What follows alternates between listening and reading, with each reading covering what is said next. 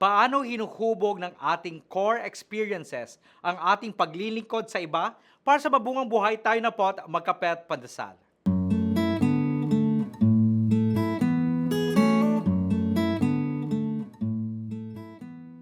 How do core life experiences shape our inclination to serve and support others in need?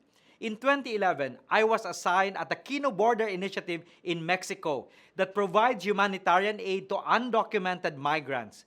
The exposure to various social issues surprisingly ignited my passion for helping those facing challenges in their lives.